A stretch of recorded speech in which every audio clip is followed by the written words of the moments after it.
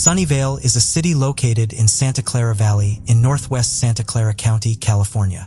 Sunnyvale lies along the historic El Camino Real and Highway 101 and is bordered by portions of San Jose to the north, Moffett Federal Airfield and NASA Ames Research Center to the northwest, Mountain View to the northwest, Los Altos to the southwest, Cupertino to the south, and Santa Clara to the east. As of the 2020 United States Census, Sunnyvale's population was 155,805, making it the second most populous city in the county after San Jose and the seventh most populous city in the San Francisco Bay Area. Sunnyvale is one of the few U.S. cities to have a single unified Department of Public Safety, where all personnel are trained as firefighters, police officers, and EMTs, so that they can respond to an emergency in any of those three roles.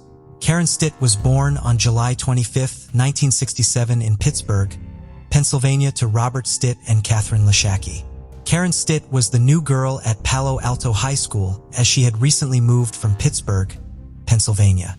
Despite her newness to the town, Karen felt comfortable using the El Camino Real bus routes to get to and from her boyfriend's home in Sunnyvale, like if she was a native. On September 2, 1982, Karen and her boyfriend were hanging out late playing some video games at a local 7-Eleven. Around midnight, they wandered over toward Golfland, a popular putt-putt course, and finally around 12:30 a.m., Karen's boyfriend left her near a bus stop, the corner of El Camino Real and South Wolf Road. She intended to take the 22 bus back to her father's house in Palo Alto. It was there, about 100 yards away from the bus stop, along a busy stretch of roadway, cluttered with bars and restaurants, that Karen's body was discovered the next morning. Investigators noted that leaves and dirt around her feet were disturbed and kicked, suggesting that she was still alive when her body was moved there. Her boyfriend later stated that he felt bad for leaving her, but he was afraid he would be in trouble for returning home late. Although the police department gathered all the genetic evidence that was present on the site of the murder, investigators were unable to identify a suspect, and the case went cold for over 40 years. Stitt's boyfriend at the time was considered a suspect, but was eventually cleared by forensic DNA analysis in the early 2000s. By 2000, DNA analysis technology allowed investigators to build a genetic profile of the suspect from a sample taken of the blood stain on the cinder block wall above Karen's body. Swabs taken from the scene, as well as items collected from the body, were also sent to the Santa Clara County Crime Laboratory. Investigators found that an unknown male's DNA taken from the sample on the wall matched the profile for DNA found on Stitt's jacket, and from sperm cells found on vaginal slides taken during her autopsy. A DNA sample from Stitt's boyfriend at the time did not match, and he was excluded as a suspect. No matches were found after comparing the unknown profile to a national DNA crime database. Detective Hutchison said that in 2021, he received a tip that a male member of the Ramirez family may have killed Stitt, launching his genealogical search. The tipster is still being kept anonymous by the police. However, U.S. Census records and other public databases show that the Ramirez family lived in Fresno, about 160 miles from Sunnyvale, as early as 1950, according to the detective statement.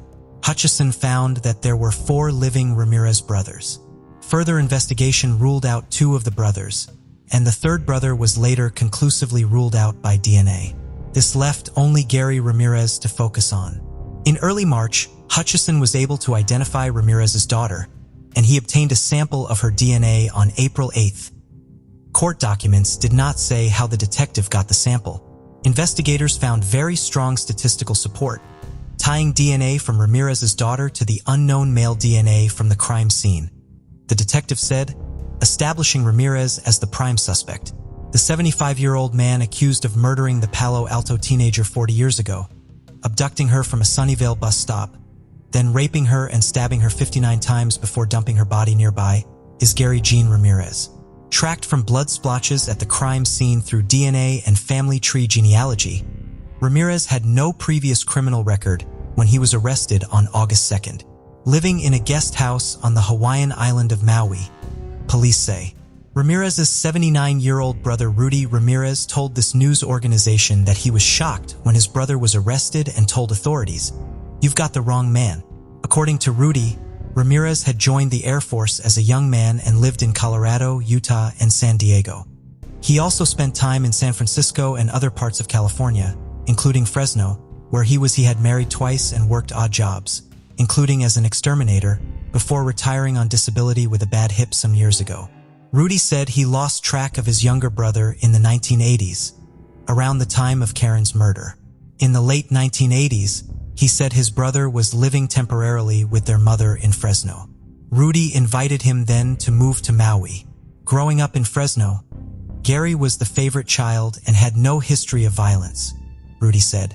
He was a kid that had everything going, he just had the old Midas touch. In later years, he said Gary became reclusive. Although authorities say the DNA evidence is overwhelming against Ramirez, they are continuing to corroborate elements of the case and are urging witnesses who may have known Ramirez through the decades to come forward with additional information. The sudden but long-awaited break in Karen's decades-old murder brought surprise and relief to her friends and family. But Ramirez's arrest also has opened old wounds, long locked away. Karen hadn't lived in Palo Alto for very long before her death. A Pittsburgh, Pennsylvania transplant, she had moved to the Bay Area just a few months before with her brother and father. Still, her classmates remembered her fondly. Karen was not like any other girl I had met before. When she transferred from Pittsburgh, Pennsylvania to Palo Alto, California to live with her father during the second half of my sophomore year in high school, the first time I set eyes on her, I knew she was special. Someone I wanted to get to know, Michael Calhoun, a former boyfriend, said in an August 10th email. Her smile could light up the darkest of rooms, her beautiful feathered blonde hair and the way she spoke. I won't say it was an accent per se, but it was different than any other girl I knew. Calhoun was not the boyfriend, who police said Karen walked toward the bus stop that night that she died. Calhoun said he lived around the corner from her in Palo Alto. She had been dating one of his best friends, so he initially stayed clear of dating her, he recalled, but he was smitten. It was kind of like that Rick Springfield song, Jesse's Girl, except I was singing I Want Jimmy's Girl. When they broke up, I did the cardinal sin amongst friends. I started dating her myself. But I did ask my friend first if it was okay. He didn't have a problem with it. I really fell hard for her. I'd say she was my first true love, he said. But she did want to explore getting back together once they returned to school. As a token of this, she let me keep a ring of hers she gave me when we were together. A copper ring with her name on it, which I still have to this day, he said. Getting back together never happened, however. She was violently stolen from everyone. My first day back to school as a junior was the day of her funeral, he said. Calhoun never gave up hope that Karen's killer would be identified and captured. It was because of losing her that I became interested in becoming a police officer. Not that I thought I could actually help in her case, but to be able to help someone else, Calhoun said. I even stayed in contact with the cold case detective in Sunnyvale after I moved to Las Vegas. He told me he was fairly new on the force when this happened. He even told me he was on the scene that fateful night, so he was very familiar with the case. With the advancement of technology in the field of genealogy, the police are now solving cold cases that remained unsolved, while providing justice to the families of the victims, but also punishing criminals that are a threat to the society. This is a prime example of how technology has helped crack one of the most mysterious cold cases. What do you think about it? Tell us your thoughts in comments below. Let's continue. Before we proceed, I've got an exciting surprise for you. We've launched a brand new channel dedicated to intriguing content such as old historical mysteries, cold cases, and particularly chilling horror stories perfect for bedtime. Drop a comment letting us know if you're a fan of horror stories or not. You can find the link in the description below. Let's find out who will be the first to explore it. Alright, let's dive back into the video. October 8th was one of the coldest days in Klamath County, Oregon. Around 5:30 p.m. on that day, the Klamath County Sheriff's Office got a shocking call. A man was cutting firewood in a wooded area near the lake on Dead Indian Highway in Klamath County, where he discovered 2 lifeless bodies. When detectives arrived at the scene, they found the dead bodies of 2 teenagers, 1 male and 1 female, hidden beneath branches and shrubs. Both of the victims had multiple gunshot wounds to the head. The victims were identified as 19-year-old Kirk Wiseman and 17-year-old Cynthia Freyer. People were shocked at the fact that a double homicide, which appeared to be an abduction and murder by a stranger, could occur in Klamath County. It was concluded that they both had been shot multiple times in the head with a .22 caliber pistol. A letter was also found in which Cynthia wrote to her mother about her hopes and dreams, as well as all the activities they did prior to her death. But she never got the chance to send it to her mother. An autopsy indicated that Cynthia had been sexually assaulted. Retracing their steps before the murder, police found that Kirk and Cynthia had no connection to the area. They had been hitchhiking in Washington State and Oregon, and had plans to go to Crater Lake, a spot where Frere always wanted to visit, when they vanished without a trace in September 1978. As the investigation went on, detectives also discovered that before going missing, the pair had stayed the night at a motel in Roseburg. They were then picked up by a person who claimed to have dropped the mop at Grants Pass restaurant. Nothing ever came of it. No other suspects ever came to light regarding this double homicide. Over the years, several people were questioned, but no one was ever officially charged. The case soon turned cold and stayed that way for nearly 40 years. In 2018, portions of Cynthia's clothing were sent to the Oregon State Police Crime Lab in Bend, where forensic scientists recovered the DNA of an unknown male. The unknown male DNA was then entered into the Cody's database, but didn't hit on a suspect.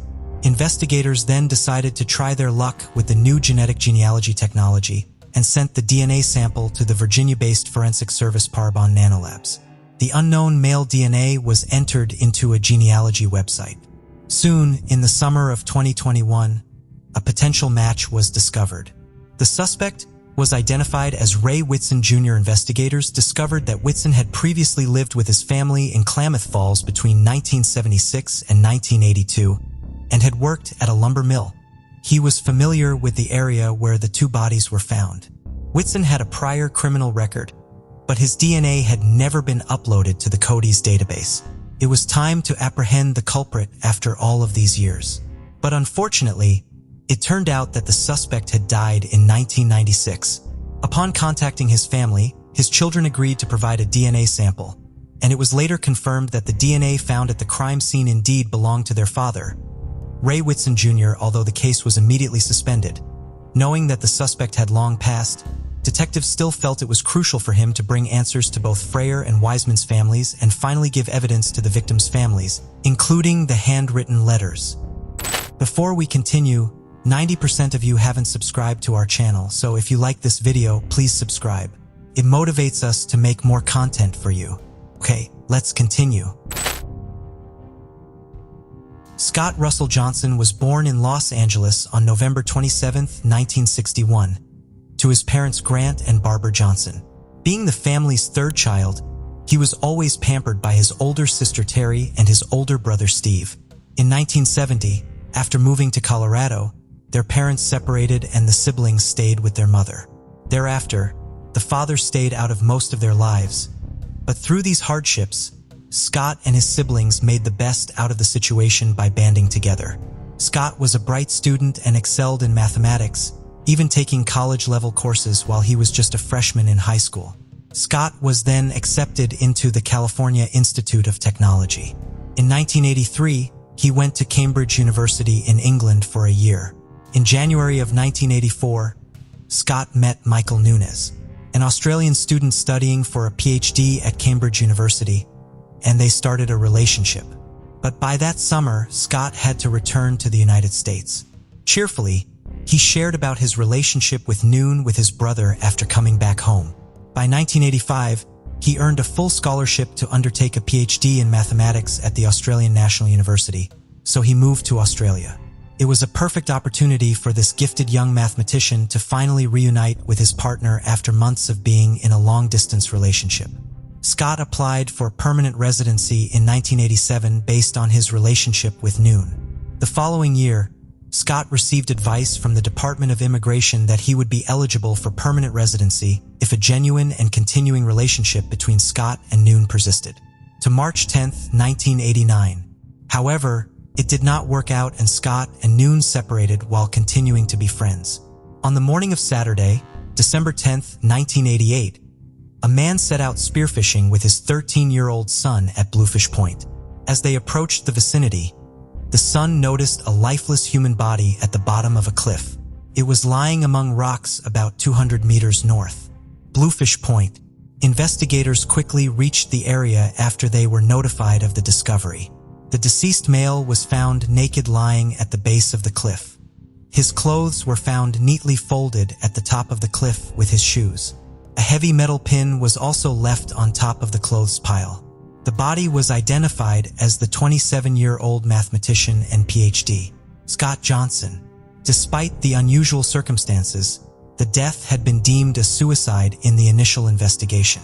On the morning of December 14, 1988, a forensic pathologist performed an autopsy on Scott. He concluded that Scott died as a result of multiple injuries that can be caused by either intentional or unintentional falling from the cliff. An amount of 0.005% alcohol was consistent with his blood. The pathologist also stated that in his 30 years of work, he never saw someone committing suicide by jumping from a cliff while naked, a statement that provides a different aspect to this case. Scott's family did not believe in the suicide theory from the beginning. Years of effort and petitions from Scott's family sparked coroner investigations in 2012 and 2015, which both recommended reopening the case. At the third inquest, new witnesses came forward to say the area was a known gay beat-up spot and told of gangs of men, including Australian Army soldiers, converging on the cliffs to commit gay hate assaults and robberies. According to some reports, Scott's death perfectly aligned with the several violent assaults on gay men that occurred in the late 80s in the adjacent areas. Many witnesses came forward with information about the MP3 gang and the Australian Army soldiers involved in gay bashings in northern beaches, North Sydney and Sydney areas. The witnesses were so scared that they used pseudonyms because they feared if their identities were revealed, they would have to face the wrath of the infamous gang members. There was no direct evidence that connected Scott's death to these attacks, yet many still believe he fell prey to another one of those violent attacks. Then in 2017, a coroner ruled that Johnson fell due to actual or threatened violence by unidentified persons who attacked him because they perceived him as homosexual. After that, a renewed police investigation was launched, and in 2018, a reward of $1 million Australian dollars for information that could help solve the crime was announced. That was then doubled to $2 million in 2020 when Scott's brother Steve put his own money on the table, hoping it would finally bring justice to his brother. It was estimated that up to 80 gay men were murdered by different homophobic gangs around Sydney in the late 1980s, with many pushed off cliffs. In the meantime, in 2019, an informant came forward after hearing about the case, which led investigators to 51-year-old Scott Philip White. The informant was White's ex-wife, Helen, who told police that White had often bragged about bashing young gay men and had not denied killing Scott Johnson when she had asked. The family had, for years, fought for Australian police to investigate this as a gay hate crime. Finally, they had the person who had been hiding in plain sight for decades. A judge decided that there was insufficient evidence to establish it was a gay hate crime and sentenced White to jail for the 1988 killing. He will be eligible for parole in 2030. White, who was 18 at the time of the murder, did not give evidence in court, but had told police he and Scott had met at a bar in December 1988.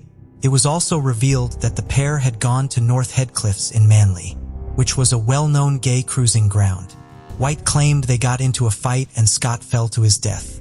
But a judge found that he had struck Scott without any provocation, knowing it would most likely cause the mathematician to fall to his death, which it did. Scott White was sentenced to a maximum of 12 years and 7 months in jail for the then 27-year-old's murder. After a long battle, Scott's family can finally sleep peacefully, knowing their brother got justice. Stephanie Lynn Hebert was born on June 30th, 1972. Her parents, Donald and Joyce Hebert, were longtime residents of a suburban neighborhood in Wagamon County, Louisiana. In May of 1978, 5-year-old, sweet and cheerful Stephanie just graduated kindergarten at Live Oak Manor Elementary School. Shortly after that, schools were dismissed for the summer break, so it was the time for play dates, sleepovers, and fun in the sun for the children. and nobody had a clue that it would all change on June 13, 1978. That morning, Stephanie came back to her house to grab a bite to eat after spending the previous night at her friend's house. After lunch, she was going to play with another friend. After spending some time with her mother, at around 2:30 p.m., little Stephanie left her home to go to her friend's house just 3 doors down. It never crossed Joyce's mind that this would be the last time she would see her daughter. Hours would go by before anybody realized that Stephanie never made it to her friend's house. Once they did, Stephanie's frantic parents called the Jefferson Parish Sheriff's Office to report that their daughter was missing. Authorities immediately began searching nearby areas for the little girl. About 100 deputies and 50 volunteers went down on foot through the dense woods and swampy areas with helicopters scanning over them. Stephanie's parents, volunteers from the community, conducted their own search. The FBI even joined the local police department to help with the search. But despite their relentless efforts, no traces of Stephanie would be found. The search took on an ominous tone when no traces of Stephanie was found after 72 hours of extensive searching. Although it was initially assumed that Stephanie had lost her way and was stuck somewhere, soon they were considering a possible abduction. 2 witnesses came forward after police started interviewing people in the community. An ice cream truck driver claimed that Stephanie came by to buy some cotton candy from her. She was accompanied by an unknown woman who wore heavy makeup and bright-colored shoes. The duo then walked toward a 1974 Pontiac Firebird Trans Am and drove away. An 8-year-old boy from the neighborhood also saw Stephanie with a woman of a similar description around 5:30 p.m., about 4 blocks from the Hebert home. Sadly, every effort to locate Stephanie was fruitless, as no car or woman of that description were ever found. After 5 months, just before Thanksgiving, a hunter found partial skeletal remains in a rural wooded area of St. Charles Parish, Louisiana, just about 20 miles away from Stephanie's home. A rope was wrapped around the little skeleton. It was evident that she was bound to a willow tree and left there, exposed to the harsh elements before her death. Stephanie's distinctive blue-rimmed glasses, shoes, and clothes were found nearby. Did not present many clues about the perpetrator. DNA was collected from the scene. The remains were identified as poor Stephanie Hebert after the autopsy was all done. Her parents were devastated at the gruesome discovery, as they always hoped that their daughter would be found alive. Detectives had only circumstantial evidence at the time, but they grew suspicious of a teenage neighbor, Roger Alexander. Stephanie was friends with Roger's sister and spent the previous night before her disappearance at their house to attend a sleepover. Detectives were confident that Roger was the killer and presented the case to a grand jury. However, Roger had an alibi that he was working with his cousin during Stephanie's disappearance and passed a polygraph test, so the jury declined to prosecute him due to insufficient evidence. But suspicions followed him for decades as the case remained cold. Then, years later, suspicion fell on another person, Daniel Parks, who lived near Stephanie's house when he was charged with the rape of a then 7-year-old girl. The victim testified that Parks had once threatened her, saying that she might end up like Hebert. When brought in for questioning, Parks confessed to the rape, as well as the comment about Stephanie, but later recanted his confession. He maintained that he had incorrectly implicated himself in the crime due to his condition of diabetes. He was found guilty of 2 counts of aggravated rape and was sentenced to life in prison, but could not be further connected with Stephanie's murder. In 2012, detectives got their big break in the case. 50-year-old Jason Franklin Jr., who went by Jay, came forward with secrets that he held onto for 3 decades. Jay described the sexual and physical abuse he suffered at his own father's hands, as well as his parents' involvement in Stephanie's abduction, then ended with her death. Jay stated that Jason Franklin Sr., who was a resident of the area where Stephanie lived, raped the little girl on 3 separate occasions before the day of her murder. He also stated that while his father had been responsible for Stephanie's death, his mother was an accomplice. Joyce Vanette, Jay's mother, would often help Franklin Sr. fulfill his sick desires, despite the 2 of them being divorced. Jay revealed that it was Vanette who abducted Stephanie using 6-year-old Jay as bait to lure the girl in. She then lured Stephanie into their car and drove her to a house in Luling.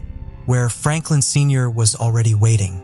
At some point, he loaded Stephanie into a car and told his former wife to follow him with their 6-year-old son in tow. They drove to the swampy area where Stephanie's body would later be found. Jason took Polaroid photos of Stephanie after stripping her, while Jay was forced to pose with her. On previous occasions, Stephanie had kept her mouth shut about the abuse, but this time, she tearfully declared that she would tell her daddy everything. Jason then witnessed his father straddling Stephanie and binding her to a tree as he and his mother pulled away. Jay even led investigators to the exact area where Stephanie had been found. He said that he was so scared of his father that he had been unable to come forward until he was 50 years old. No arrest would follow along until 6 more years had passed after this testimony from Jay. While detectives slowly build their case against Jason, Vanette denied any involvement in Stephanie's murder and called her son a liar. Finally, in 2018, Jason Franklin Sr., 76, was arrested and taken into custody from his home in Massachusetts before being extradited back to Louisiana and charged with Stephanie's murder. He was also accused of raping 2 other children between 3 and 7 years old, along with A. Bear. The other 2 incidents occurred between 1975 and 1977. Vanette would not be charged with Stephanie's abduction and murder due to a lack of evidence. The arrest brought a sense of peace to Stephanie's parents, Donald and Joyce. After decades of seeking justice for their daughter, they both passed away. In 2020, as justice was on the way, the case came to an abrupt stop. In January 2022, Franklin Sr. died of a respiratory illness while in prison. In June 2022, detectives officially closed this 44-year-old cold case after the main witness, Jay, was killed by a drunk driver. Brittany Drexel was born on October 7, 1991 in Rochester, New York. Shortly after Brittany was born, Don married Chad Drexel, a military man who adopted the girl and loved her like his own daughter. After Chad's military service ended, the family lived in the Rochester suburb of Chile. Drexel was born with persistent hyperplastic primary vitreous in her right eye, which caused her vision to be hazy. This condition required several surgeries, and Brittany ended up blind in that eye. To cover the eye's tendency to wander, she wore contact lenses that gave her a distinctive appearance. Brittany was full of life. Despite her eye condition and small stature, she loved to play soccer. In her late teens, she developed a love of cosmetology and wanted to become a model. It was spring break in April 2009. 17-year-old Brittany asked permission from her mother to go to Myrtle Beach, South Carolina with her boyfriend and some girlfriends. Her mother refused as there were no accompanying adults on the trip, and she did not know the teenager's, well, call it mother's intuition or what you will, but she also had a hunch that something bad would happen on that trip. This led to arguments between the mother and daughter, which continued for several days. Finally, on April 22, 2009, her mother agreed when Brittany asked if she could go to a friend's house for a day or 2 to calm down. However, Brittany left for South Carolina with the other students without telling her mother. On April 25, 2009, Brittany and the other teenagers arrived at the Bar Harbor Hotel in Myrtle Beach. Brittany called her mother once during the daytime to tell her she was at the beach. Which one? Her mother assumed that Brittany had been referring to a beach along the Lake Ontario shoreline, close to her friend's house where she was supposed to go. That night around 8 p.m., Drexel left the hotel alone to visit a longtime friend who was staying at the Blue Water Resort. She was captured entering the Blue Water Resort on security cameras. She was wearing a black and white tank top, flip-flops and shorts, and was carrying a beige purse. Around 8:45 p.m., the cameras captured her leaving. Throughout the day, Brittany was constantly texting back and forth with her boyfriend, John Greco, who had stayed in the Rochester area because of work commitments. Suddenly, around 9:15 p.m., her text stopped. After waiting for some time when Brittany still did not respond, a worried Greco began calling her friends in Myrtle Beach to see if they knew where she was. When nobody had heard from her, Greco had no choice but to call Brittany's mother to tell her the truth. Dawn was shocked to know that her daughter lied to her to go to Myrtle Beach. There was no time to hold a grudge though, as nobody could contact Brittany. When repeated calls and texts to Brittany's phone went unanswered, Dawn called Chad and then the Rochester police, hoping they could establish communications with their counterparts in South Carolina. The following morning, Myrtle Beach police began looking for Brittany. They soon located the security footage from the Blue Water Resort and found the friend whom she had visited there. The last person to see Brittany before she left was Peter Brazowitz, a 20-year-old nightclub promoter whom Brittany had known from the Rochester area and was also vacationing in Myrtle Beach. Apparently, Brittany had met up with him at a local nightclub the night before. Police interviewed him and the friend staying with him, but no person of interest was identified. The cell phone record showed that Brittany's phone pinged 7 miles south of Myrtle Beach, just half an hour after her disappearance. Then, 2 hours after this, her cell phone pinged again. It was a town called McClellanville, 50 miles south of Myrtle Beach. The phone then went dead, and the case went cold. No traces of Brittany would be found after extensive searches. In 2016, 7 years after Brittany's disappearance, this case would see a dramatic break. Taquan Brown, a South Carolina inmate serving a 25-year sentence for manslaughter, told investigators that he had witnessed what happened to Brittany. He said that she was sexually assaulted, pistol-whipped, and shot dead by a group of men, led by Timothy Deshawn Taylor in the area where Brittany's cell phone last pinged. Brown also said that they dumped Brittany's body in a nearby swampy area full of alligators. However, Taylor denied all of these allegations. Once again, the case went silent due to insufficient evidence to charge anyone. In all those years, Brittany's family had started to lose hope of ever finding her. But then, in May of 2022, Brittany's case finally made a breakthrough. This came as a confession from a 62-year-old man named Raymond Moody. Raymond, a registered sex offender, turned himself in to the Georgetown County Sheriff's Office based on an obstruction of justice charge. He was a person of interest in Brittany's disappearance in 2012, but it led nowhere. On May 4th, Moody confessed to the crime and provided a location of potential remains. On May 11th, human remains were located, which were buried in the woods off a private gated drive outside of Georgetown. After medical examination, those remains were identified as Brittany Drexel's. It was discovered that she had been strangled and then buried on the morning of April 26, 2009.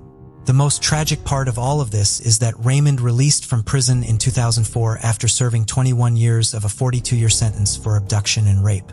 So if he had served his full sentence, Brittany would still be alive today. While Brittany's family is coping with their loss, Raymond Moody has been arrested and charged with Brittany's murder. Tokyo, Japan's capital, sits at the head of Tokyo Bay on the Pacific coast of central Honshu. It's the largest metropolitan city globally and is famous for its excellent transportation, otaku culture, ancient temples, and delicious food. The city blends old traditions with modern technology, giving it a unique appeal. Despite being known as one of the safest places to live, a brutal crime in 2007 showed a different side. Bill and Julia Hawker raised their 3 children in Coventry, West Midlands, England. Bill owned a driving school and Julia was a policy advisor. They worked hard to provide a good life for their daughters, Lisa, Lindsay, and Louise. Lindsay and Hawker, born on December 30th, 1984, was the middle child. The family was close-knit, and Lindsay was described as kind, intelligent, and beautiful, both inside and out. Despite being so popular throughout her life, she was the kind of person who would drop anything to help someone. Lindsay's brilliance in academics was never hidden from anyone who knew her. After completing high school at King Henry VII School in Coventry, she completed her A-levels in biology, history, and computing. She then ventured to Leeds University to study biology and went on to achieve first-class honors degree in biology, graduating in 2006. Going for a master's degree was Lindsay's next plan. However, her adventurous spirit led her down another path. After obtaining her master's degree, she wanted to become a doctor, marry her boyfriend of 4 years Ryan, and start her own family. However, before pursuing the master's degree, Lindsay wanted to take a break from her studies to add a new perspective to her life.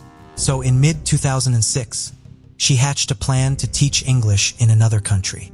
She soon found herself signing up for Nova Teaching School in Tokyo, Japan. It was the country that Lindsay always wanted to visit at some point in her life, as she had fallen in love with its culture long ago. Like a dream coming true, Lindsay surpassed the tough competition and finally earned the chance to teach at Nova Teaching School for 1 year. Lindsay was so excited to go to Japan that she went from learning Japanese to studying their culture before ever boarding the plane. Nova English School is considered one of the largest private schools that recruits people from every corner of the globe to teach English in Osaka and Tokyo. After landing in Tokyo, Lindsay quickly found comfort in her work. She was loved by all her students and co-workers and even shared accommodation in Chiba with 2 other female teachers. In fact, she adapted so well in Japan that she made friends with locals within a short span of time. Lindsay stayed in regular contact with her family and her boyfriend. In December 2006, around the time of her birthday, Lindsay's parents visited her in Japan. She was so happy to see them and smiled the whole time. In the summer of 2007, Ryan was set to visit Lindsay, and they were to travel together and settle down in the UK. It was at this time that a bizarre incident took place that changed Lindsay's life and in the lives of all those who loved her. The strange event involved meeting Tatsuya Ichihashi, a 28-year-old Japanese man. Tatsuya Ichihashi was born to a medical doctor father and a dentist mother on November 5, 1979 in Gifu Prefecture, Japan. Due to his parents' frequent relocation, Ichihashi grew up back and forth between Gifu and Chiba. With luxury always within his reach, Ichihashi was simply a spoiled brat.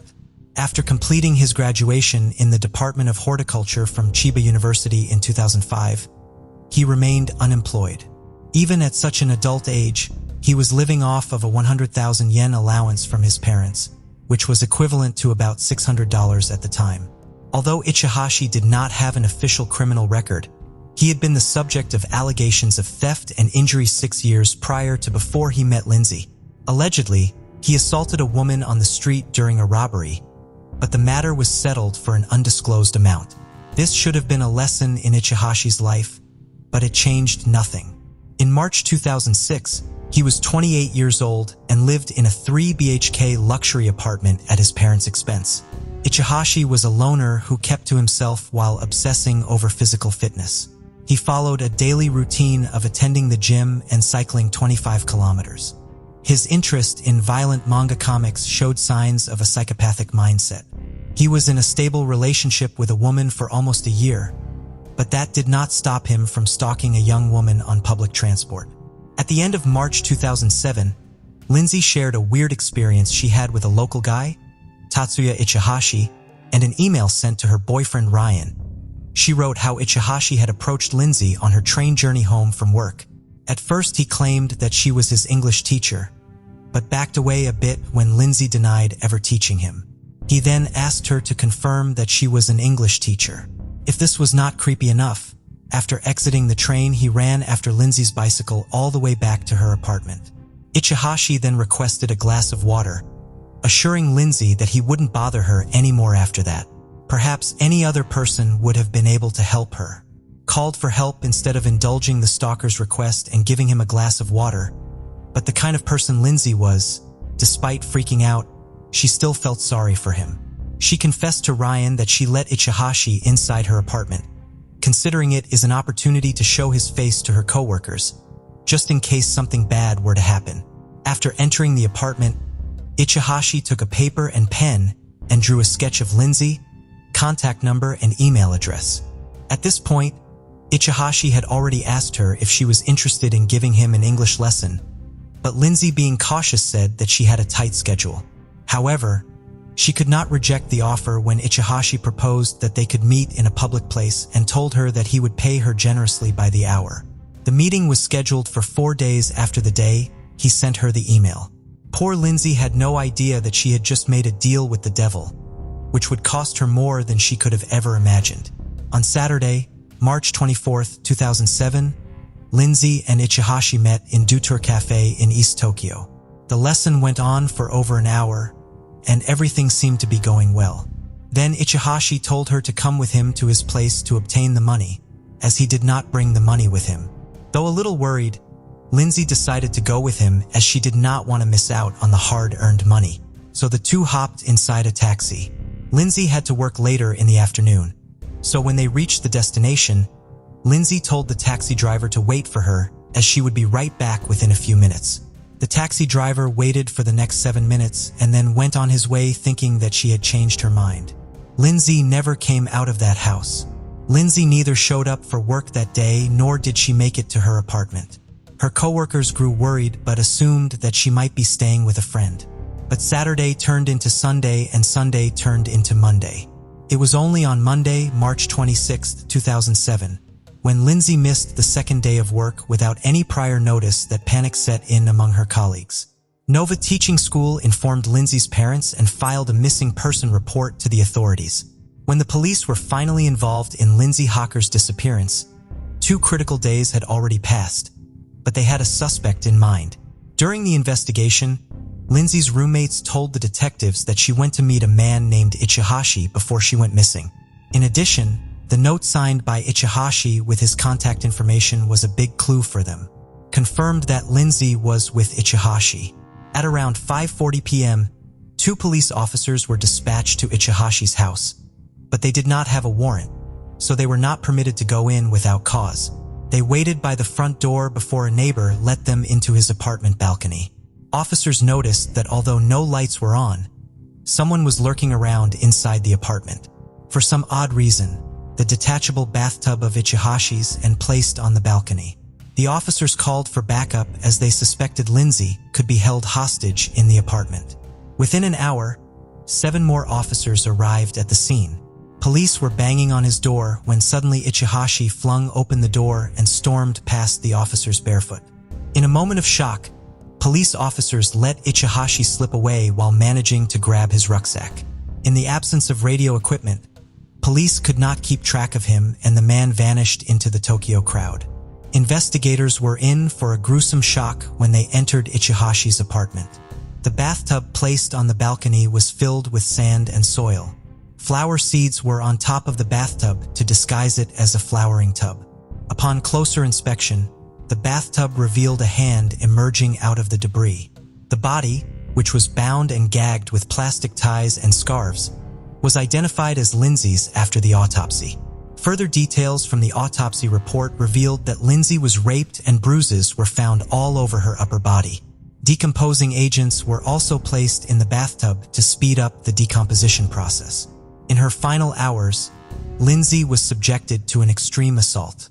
For some unknown sick reason, before killing Lindsay, Ichihashi shaved off her beautiful hair as a sick final insult. By the next morning, Tatsuya Ichihashi was officially a wanted man. All over Japan, police distributed wanted posters with his photo printed on them. Not only that, but his face was all over the media and news channels. Police asked the public to come forward with any information or possible sightings of Ichihashi. Police even released Ichihashi's photoshopped images wearing wigs, as after finding wigs in his apartment, a reward was announced for anyone who would come forward with legitimate information about the wanted man. But in spite of all their efforts, it seemed as though Ichihashi had vanished into thin air. Lindsay's family was devastated and frustrated. They went through all the pain of losing Lindsay only to watch the killer get away. Her parents, Bill and Julia, traveled to Japan from the UK to raise awareness about their daughter's murder. They believed that the Japanese police did not do their job properly, allowing the killer to slip away from the grip of 9 police officers. Japanese police were in the light of constant criticism. Soon British and Japanese media got involved in the situation, which was only getting worse. During all of this turmoil and publicity, Ichihashi was out there somewhere, living his life. During his time on the run, Ichihashi had actually traveled most of Japan. Between 2008 and 2009, he settled down in Osaka City, located 250 miles from West Tokyo, where the crime was committed. During this time, he routinely lived in internet cafes and worked on construction sites. To avoid detection at times, he even lived in a concrete bunker on a remote island. Any money that he earned all went to plastic surgery in order to change his appearance. However, Ichihashi had already changed his appearance through self-mutilation right after he became a fugitive. This is how he was able to evade arrest for so long. He cut off his mole, a part of his lower lip, and altered the shape of his nose by sewing it with thread. In 2009, in desperate need of information, the Japanese police increased the amount of the reward that was announced before. Police also released a statement saying that they believe that Ichihashi had performed cosmetic surgery on his face to alter his appearance, and that people need to be on the lookout for unique identifying marks. Ichihashi's time was up.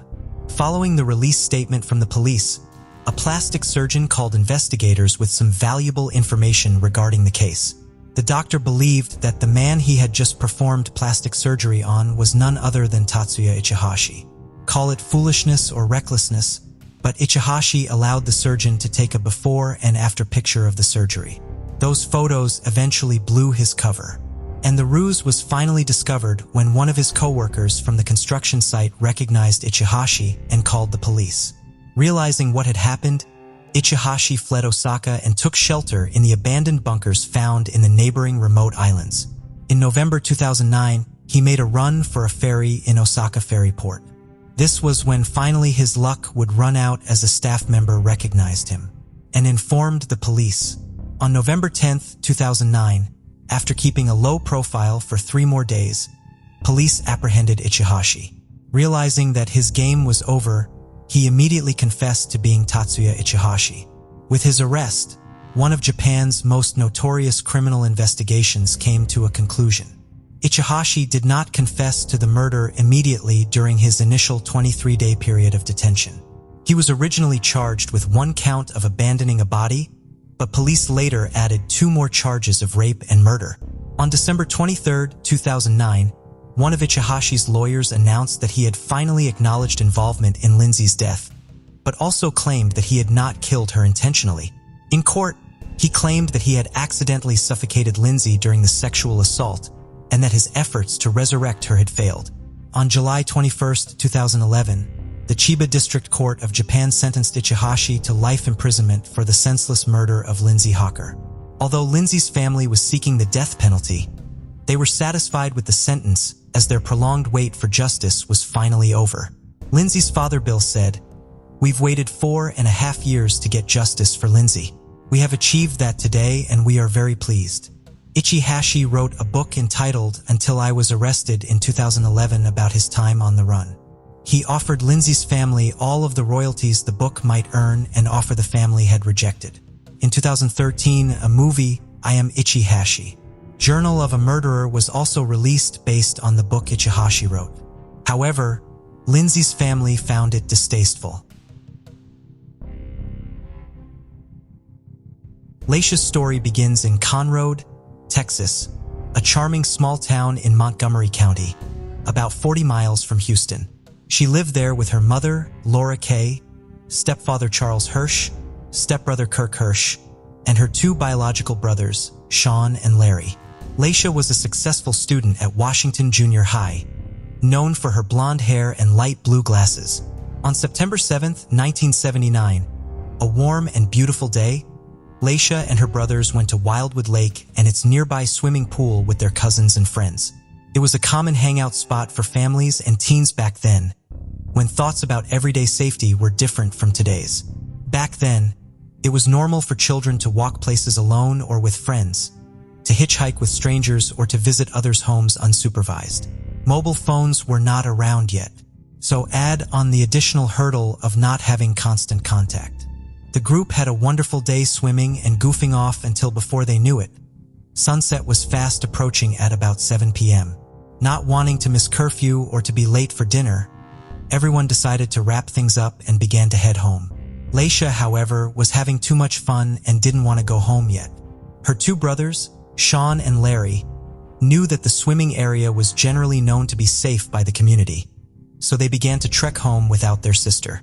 The trio's mother, Laura Kay, noticed that only the boys walked through the front door and promptly asked them where their sister was. They told her that they assumed that she would follow close behind them and be home within the hour. This understandably left a bad taste in Laura's mouth, as it would for any concerned after a short while with no sign of Leisha's return home. Her stepfather Charles Hirsch decided to take action. He was worried but not yet concerned that she might be in any danger. He walked over to the swimming pool area to find her and tell her to come home. But the longer he looked, the sooner he realized that there was no sign of his daughter. Parental adrenaline kicked in for Charles and Laura, and they took the initial search efforts into their own hands. They drove the streets of the subdivision where the swimming area was located and kept their eyes out for their daughter. When that search came up short, they took the next step of stopping by the houses of family and friends to ask if anyone had seen or heard from her, particularly the ones that had been with her earlier that day. Once they found that she was no longer with any of them either, the realization washed over them. Their daughter was missing. Laisha Jackson was reported missing to the Montgomery County Sheriff's Office. Sheriff's Deputy L.B. Robinson was quickly assigned to the case given the urgency of a missing child. A boy by the name of Bobby Hill was one of the first people to be interviewed by the detective. He was a friend of Laisha's who was the last to have seen her. He claimed that before the group left without her, he had last seen Laisha sitting on the with either a white or yellow shirt and blue shorts with red trim on top of it. He also recalled that while walking home from the lake, he and his friends noticed a brown Monte Carlo pass by them several times, driving erratically on the road and nearly hitting them. This suspicious incident set off alarm bells for Detective Robinson. After questioning Laisha's brothers, cousins, and other friends and family, they headed down to the swimming area to search for any clues as to her whereabouts.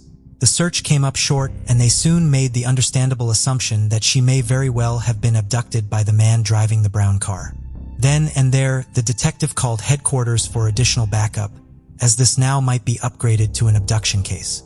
As word spread of Laisha's disappearance around the small town, the police force soon realized how loved this girl was, as many community members, alongside the family, and nearly 24 volunteers from the local fire department helped join the search.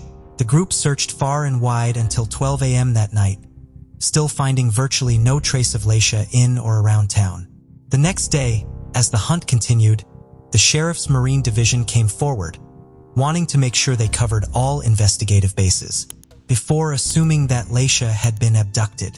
For one, it was possible that she could have drowned in the swimming area.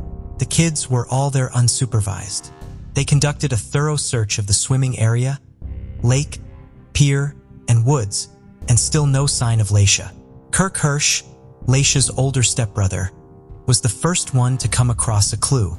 Looking for his sister, he was combing the corner of Creekwood Street and Deep Forest Drive, 2 blocks away from where Laisha was last seen, when he found something lying in the road.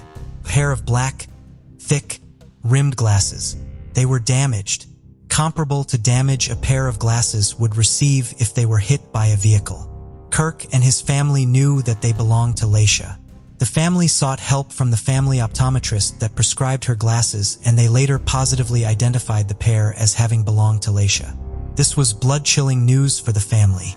They now had to prepare for the outcome that they most feared. September 13th. At little less than a week after Laisha went missing, an Exxon Gas Company employee by the name of James Wiley Dawson was out on a special assignment and had been sent out to fix a pipeline problem along Exxon Road. This road was just about a half-mile away from the lake. As soon as he arrived, he noted the overwhelming smell of decomposition in the air, but his mind went to it being that of just a dead animal. The smell proved to be too distracting, and he prioritized finding the dead animal. However, instead of a dead animal, James Dawson stumbled upon what looked to be a nude, heavily decomposed body of a girl. He immediately called the city police, and detectives rushed to the scene. Texas is notoriously scorching hot and humid at that time of year, so the body was in advanced stages of decomposition. They had to act fast to collect evidence. Officers knew that this could very well be the body of Laisha, but they had to be sure. They secured the crime scene and collected all available evidence from the body and nearby area, including the tracks found around the site.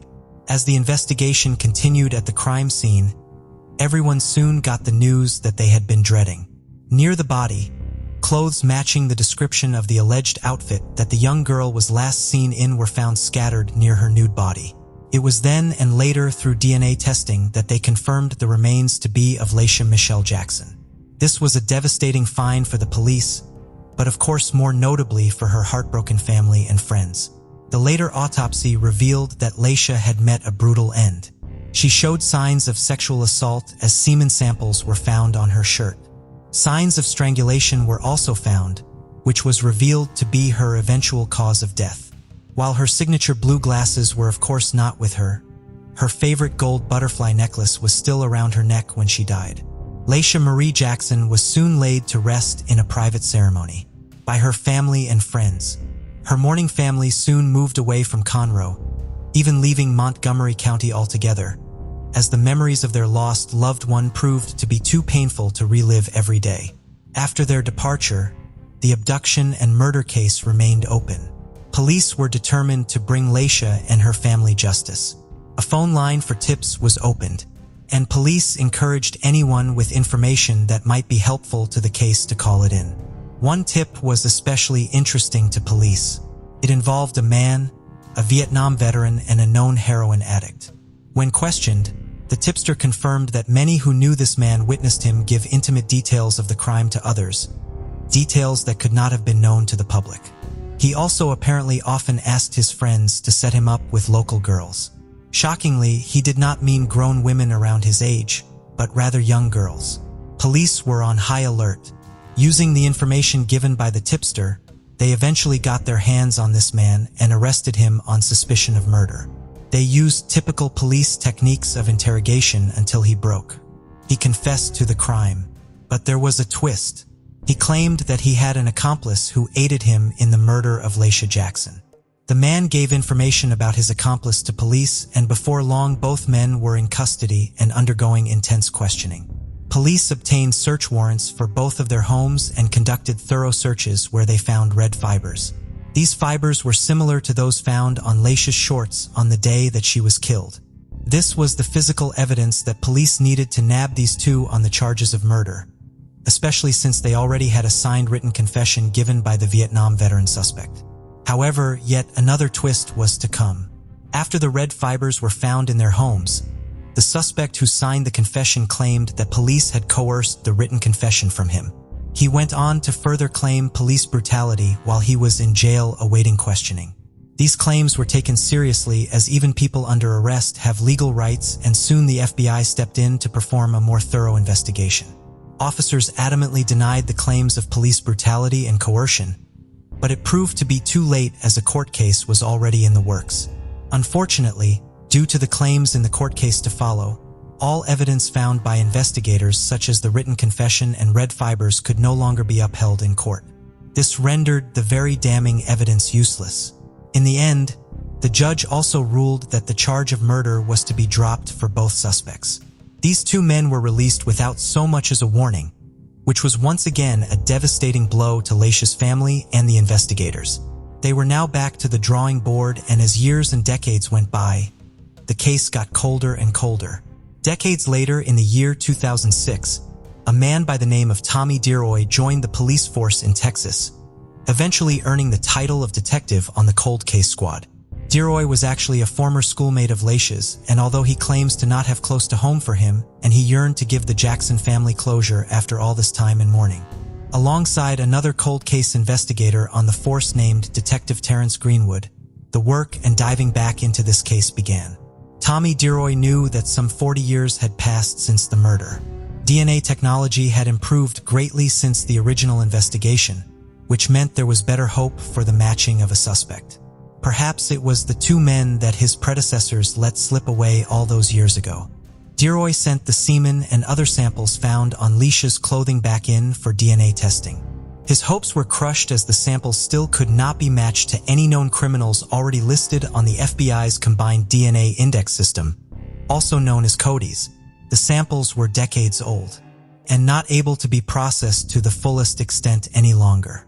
Witnesses from that day in September 1979 had moved away, moved on, passed away, or forgotten the details of that fateful day. Laisha's family had already moved far away from Texas at this point in an attempt to move on. All of this meant that they had to find other key evidence to solve this crime all on their own. The clock had been ticking for far too long, and hope was dwindling. Recently, in 2018, Courtney Fisher, a reporter with ABC 13, re-sparked public interest in the cold case of Laisha Jackson. Her report reminded cold case investigators that times have changed and that newer forensic DNA techniques were now available and were helping solve crimes left and right. In 2022, the police took her advice. There is a modern technology that goes by the name of MVAC. This method describes a process in which DNA-free buffers are sprayed directly onto surfaces that are being tested, followed by vacuum pressure, then being applied in order to collect the best possible DNA sample. This technology is a major breakthrough and can collect far better samples than the ones collected by typical swabbing. Everyone's fingers were crossed that this could be the turning point in the case. In October of 2021, the MVAC method was put to the test by the Montgomery County Cold Case Homicide Squad, retesting DNA found on Laisha's shirt from 1979.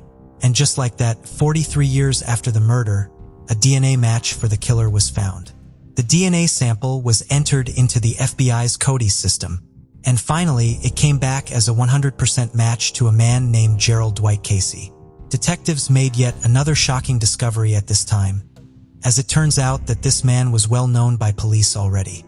Casey was a known felon who had many convictions for burglary, assault on a police officer, possession of heroin, and marijuana. Gerald Dwight Casey had also already been convicted of capital murder once before. He was convicted in 1991 for a murder committed in 1989, 10 years after he had murdered Laisha Jackson. He had been executed by lethal injection in Texas on April 18, 2002, at 47 years old. To confirm his guilt, investigators compared the DNA found on Laisha's shirt to a blood sample taken from Casey prior to his state execution, and the 100% match was confirmed yet again. This man was Laisha's killer.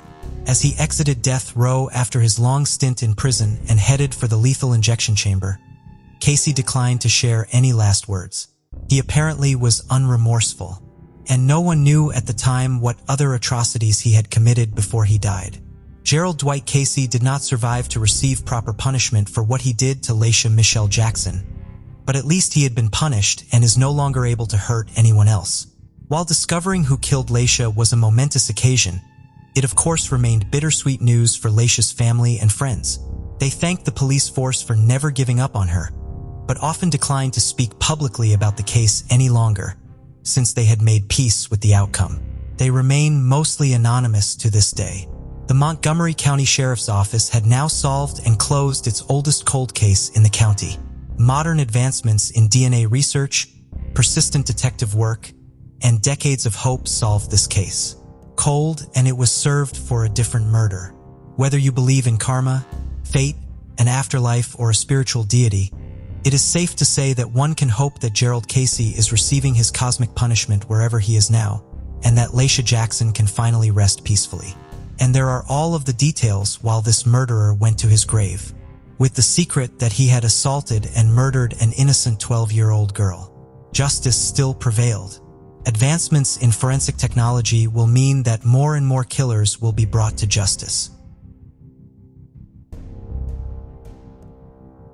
On the morning of June 20th, 2001, a disturbing 911 call from the normally quiet area of Houston, Texas. This is Andrea Yates, a 37-year-old woman who is living in the Houston suburb of Clear Lake City with her husband Rusty Yates and their 5 children. It was a happy family, a successful dad who worked for NASA, a loving mom, and 5 healthy children living the American dream. Andrea and Rusty met when they were both 25 years old and married on April 17, 1993. The children soon followed and they moved to Florida. In 1997, they returned to Houston and started living in a trailer. The following year, they purchased a 350-square-foot renovated bus which became their permanent home. When police reached the Yates home after the troubling 911 call, they witnessed something unthinkable, something that deeply stunned the whole nation. Rusty came home to find a horrific scene. All of their 5 children had died. Noah was 7, John was 5, Paul was 3, Luke was 2, and Mary was 6 months old. And all of them drowned at the hands of their mother. Inside the house, police found a wet sock in the hallway, and the body of one of Yates' children face down in the bathtub. The other 4 bodies were laid on a bed and covered with a sheet. Andrea confessed to the murders almost immediately, It didn't take long for the story to spread. Reporters and press began swarming the area while police took Andrea to the police station for questioning. A mother killing her one child, let alone 5, was unthinkable. But how did it all begin? Andrea always had been a caring mother to her children. That is until the birth of her 4th son, Luke. She became very depressed after delivery and showed acute postpartum depression. On June 16, 1999, Rusty found Andrea chewing on her fingers. The very next day, she tried to commit suicide by overdosing on pills. She was admitted to the hospital, and upon discharge, she was prescribed antidepressants. For the sake of her health, Rusty moved the family to a small house. Again in 1999, Andrea had a nervous breakdown, which culminated in 2 suicide attempts and 2 hospitalizations. She was diagnosed with postpartum psychosis. The psychiatrist she was seeing at the time urged Andrea and Rusty to not have any more children and administered an antidepressant, Haldol. The medication worked well and Andrea was stabilized for some time, but the couple did not pay heed to the psychiatrist's suggestion. And only after 7 weeks, Andrea conceived their 5th child, Mary. Mary was born on November 30th, 2000. Although Andrea stopped taking her medication way before that, she seemed to be coping well. That was until 3 months after Mary's birth when Andrea's father died, and her health started to deteriorate. She stopped feeding her children properly. She read the Bible feverishly and even harmed herself. Her condition became so bad that she needed hospitalization. On the fateful day of June 20th, 2001, when Rusty left for work, Andrea was left alone to watch the children. Rusty's mother was supposed to arrive there after 1 hour. Within that period, she took all of her children to the bathtub one after the other and drowned them. In the interrogation by the police, Andrea never denied killing her children. When asked about the reason for her actions, she claimed that Satan made her do it. While in jail, she also said that she considered killing her children for 2 years before finally doing it. She was charged with 2 counts of capital murder. In February 2002, Andrea's trial began. Andrea's defense claimed that she was insane during the time of this act, but prosecutors argued that the fact that she waited for Rusty to leave for work as she knew he would stop her proved that she was sane enough to plan the crime. On March 15, 2002, Andrea was sentenced to life in prison for her crimes. However, her attorneys appealed the conviction, and finally on June 26, 2006, her second trial began. Exactly a month later, she was found not guilty by reason of insanity and ordered to stay in a mental facility. As of 2022, various sources report that she has offered annual hearings to check her eligibility for her release from Kerrville State Hospital. On December 20th, 1985, around 1:15 a.m., Cynthia Walker received a frantic call from her neighbor Mary Beth Tinning in the quiet neighborhood of Schenectady County, New York. Something was wrong with Mary Beth's 4-month-old daughter, Tammy Lynn. Cynthia met a pregnant Mary Beth that summer of 1985 when she was also expecting, and lived in a duplex across the street from Cynthia and her family. The 2 women became close friends quickly, and their pregnancy played a big part in that. Cynthia even trusted Mary Beth to babysit her 5-year-old son, while Mary Beth shared her story of how she lost a couple of children due to illnesses or accidents. Their friendship grew closer after both women delivered healthy babies. Cynthia was a licensed nurse and acted like one by rushing to her neighbor's house to help the baby girl. When she entered the living room in Mary Beth's house, she found poor Tammy Lynn on the changing table, purplish blue and unresponsive. Cynthia immediately started administering CPR, while Mary Beth paced back and forth repeatedly, claiming that she had found her daughter that way. Joe Tinning stood back a few feet away from them, silently shaking his head. The behavior looked suspicious considering Mary Beth had experience working as a nurse's aide, but still did not try to give CPR to her daughter. When Tammy Lynn was taken to the hospital, it was too late. The doctors and nurses were devastated, and not just because a precious little life was lost, but they all knew Tammy Lynn. She was born in the maternity ward of the very same hospital. In fact, doctors knew all about the story of Mary Beth finding her child not breathing, because they had heard it all before, and not once, but many times. It all began when Mary Beth's daughter Jennifer Tinning suffered from a hemorrhagic meningitis and brain abscesses in the womb. which unfortunately led to her death just a week after her birth. Mary Beth later admitted that she willingly inserted a sharp object into her uterus to induce early labor, so that the baby would be born on Christmas. She probably introduced the infection in the process, causing Jennifer to pass away only after 8 days on January 3, 1972. However, the string of death never seemed to stop. Only 17 days after Jennifer's passing, Mary Beth rushed her 2-year-old son, Joseph Jr., to the emergency room. She said that Joseph had choked on his vomit and suffered a seizure. The doctors discharged him on January 20, 1972, after observing him for 3 days when they could not find anything wrong, only for Mary Beth to bring him unconscious 2 hours later. He was dead on arrival. Since doctors could not find the cause of seizures and Mary Beth was the only witness of the seizures, they recorded the cause of death as cardiopulmonary arrest. On March 1st of that same year, the eldest of Tinning's children, Barbara, would be brought to the hospital on March 1st due to convulsions that doctors believed were caused by Reyes syndrome. It is an extremely rare brain disease and only occurs in less than 1 in a million children each year. Although doctors had their suspicions about the cause of convulsions, they decided to not bother the grieving mother. Yet death struck the Tinning family once again as Mary Beth's infant son Timothy was born on November 22, 1973, but almost a month later on December 10th, Mary Beth said she found him dead in his crib. But even this time, no proper investigation was done, and doctors figured that the cause of death was sudden infant death syndrome. At this point, it seemed that the death of the young children ran as a curse in the Tinning family. While everyone felt sorry for the poor mother, who lost many children, some people were a bit suspicious about Mary Beth's nonchalant behavior after their deaths. But upon asking why she kept conceiving children, Mary Beth always replied that it was what women are supposed to do. In 1974, Joe Tinning, Mary Beth's husband, suspected that his food was tasting bitter. His family was suspicious of Mary Beth and urged him to get tested, but he refused. When finally he was admitted to the hospital, doctors found a nearly fatal dose of barbiturates in his system. It was later discovered that Mary Beth had stolen medicine from his nephew and mixed the entire bottle into his food. Surprisingly, Joseph did not press charges and Mary Beth was never confronted. Mary Beth gave birth to another son, Nathan, on March 30th, 1975. He was only 5 months old when he was taken to the emergency room. Mary Beth said that she saw the boy gurgling and turning blue while she was driving the car. As that was a different hospital, they were unaware of their family history. After the autopsy, the death was attributed to acute pulmonary edema. After this, the Tinning family settled down for a bit and adopted a 2-year-old Michael in 1978, apparently to stop the family curse. Joseph and Mary Beth had another biological child, Mary Frances, on October 29, 1978, and for a while everything looked good.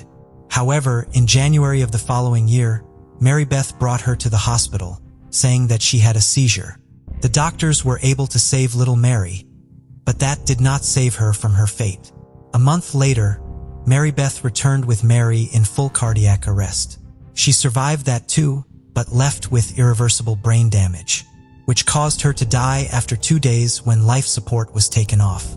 After Mary's burial in the fall of 1979, Jonathan was born, but in the same circle of life he also died in March, after being kept on life support for 4 weeks.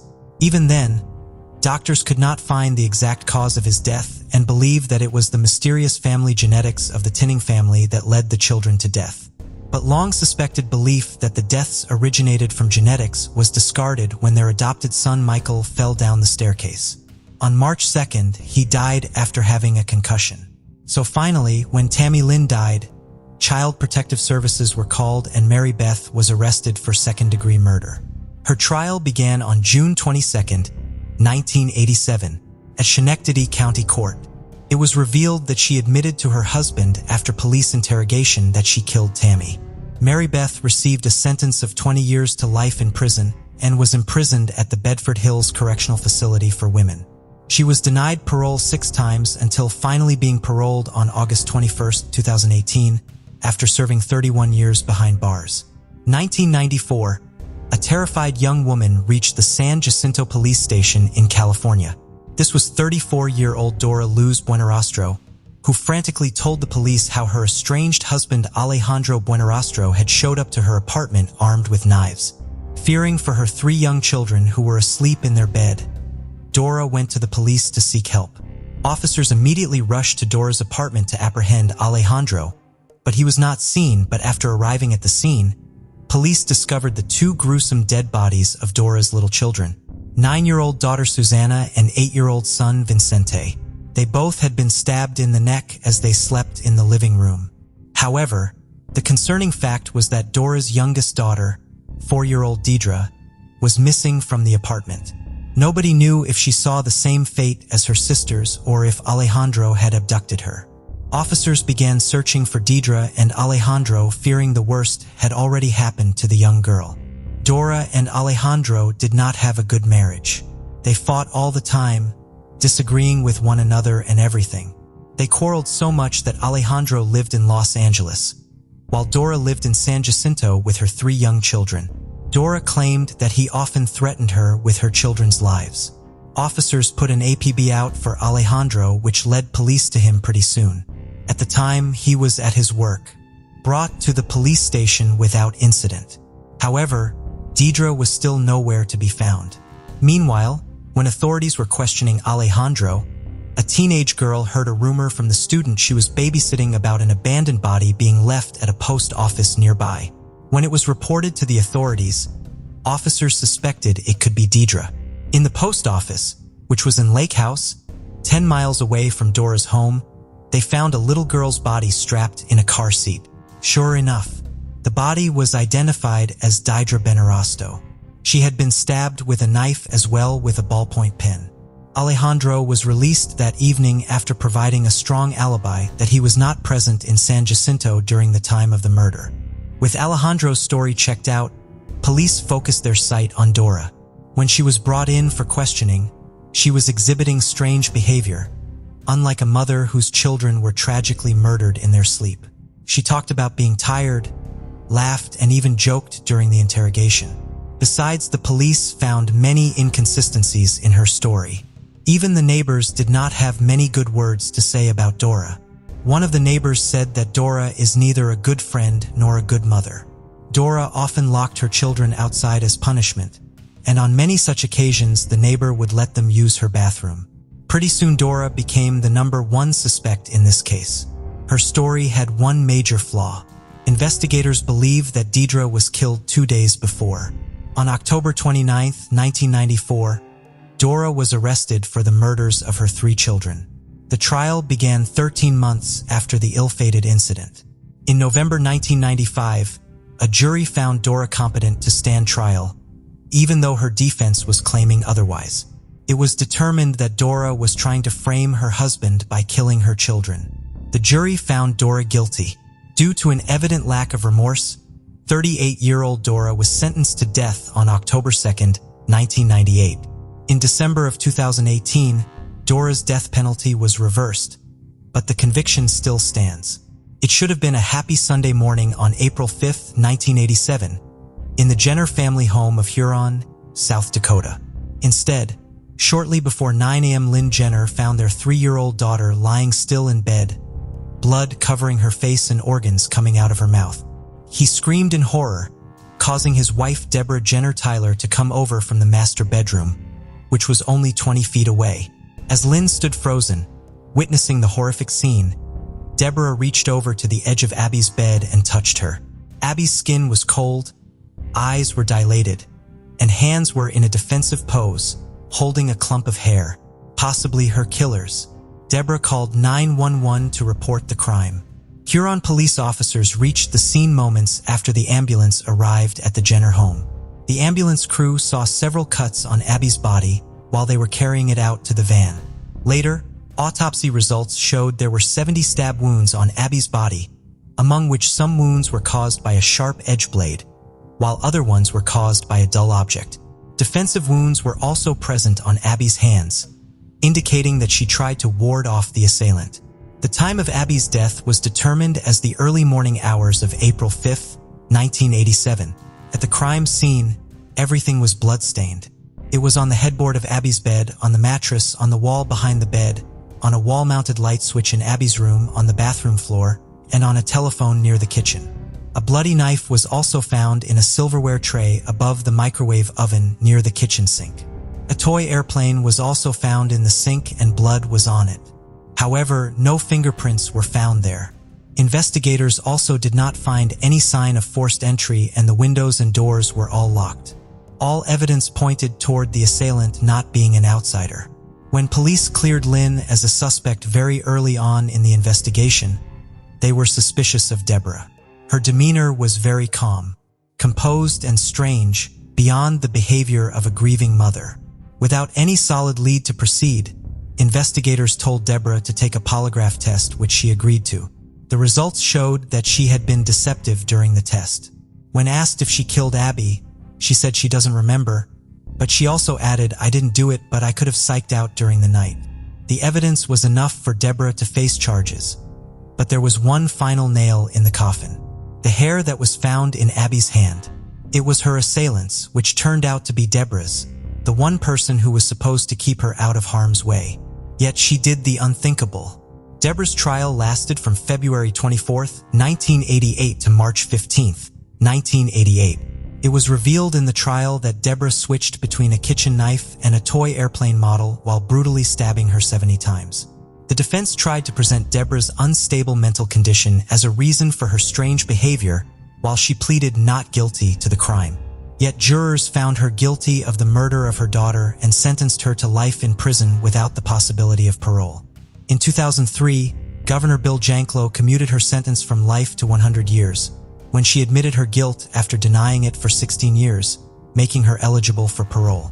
After being rejected numerous times, September 2021, Deborah Jenner was finally granted parole.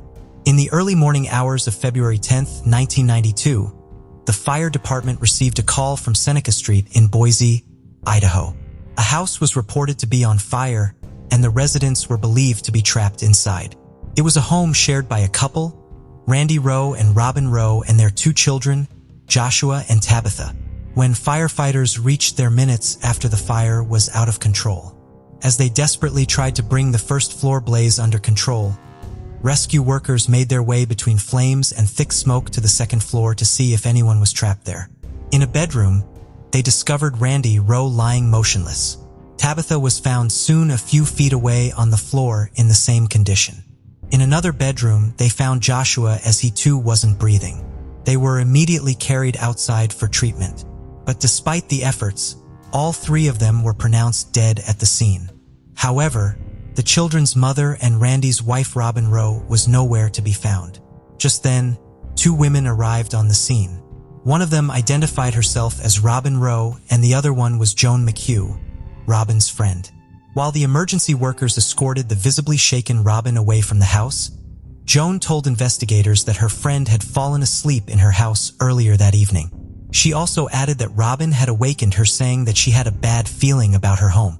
On the way, as soon as Robin saw the emergency vehicles, she told Joan that there had been a fire in her home even before any smoke or flames was visible. After the bodies were sent to the medical examiner's office for an autopsy, officers started looking for clues to find out how the fire had started. Almost instantly, a strange discovery was made. The circuit breaker that controls the power of the smoke alarm, which was installed in the family home, was shut off and the furnace fan was set to run continuously, feeding the flames and circulating smoke quickly through the home. Although the investigators were suspicious about the situation, finding the exact cause of the fire was not easy to discover due to the extensive amount of damage. On the other hand, an immediate autopsy revealed the cause of death for all 3 victims was smoke inhalation. As the investigation continued through the night, detectives found a flammable substance on the first floor that slowly burned before igniting a much hotter petroleum product, all pointing towards arson, suggesting the fatal fire had been set intentionally. Just like any other case, police looked at the spouse for answers. During interrogation, when asked why she was not at home that night, Robin claimed that she was staying at her friend's house at the time. She also said that for the past few months, her marriage with Randy had been rocky. He was being abusive towards her, even hitting her in front of the children. It was Randy who could have intentionally set the fire to punish her, she believed. However, investigators had their doubts. They did not believe her and had enough reason for doing so. Upon digging into her past, it was found that Robin's 2 other children had died under mysterious circumstances. And that's not all. While searching in a storage unit, police found evidence that she had embezzled money from the YWCA, her workplace.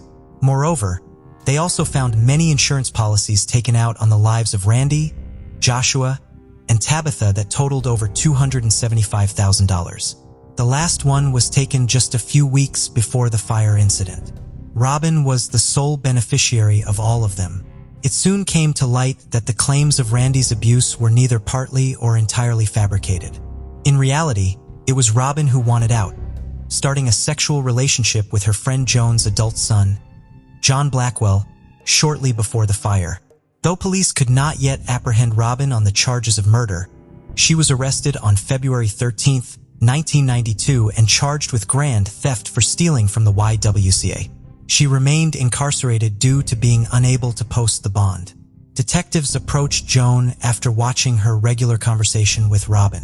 She agreed to help the detectives and proceeded to secretly record her conversation with Robin. On March 18, 1992, Joan confronted Robin about the time she came downstairs on the night of the fire, but could not find Robin sleeping. It was a lie suggested by the detectives to have some kind of confession from Robin. Nevertheless, the strategy worked, as when asked where she went out that night, she replied that she could not remember. Another time, while answering the same question, Robin said she went out to meet her psychiatrist, but never revealed who that was. The conversation ceased when Joan told her that she was working with the detectives all along. At this point, detectives finally believed they had enough evidence to charge her. So on March 23, 1992, she was arrested on the charge of 3 counts of first-degree murder and 1 count of aggravated arson. After her trial ended in March 1993, the jury returned with a verdict of guilty on all charges. On December 13, 1993, she was sentenced to death for the murders and 20 years for the arson. These senseless murders were not supposed to happen, as those beautiful children were not supposed to suffer in this way, and their mothers were not supposed to be the monsters they were. So what do you think made these women do what they did? Is it mental illness or just pure evil? Do they deserve forgiveness or should they never walk free again? Let us know your thoughts in the comments section.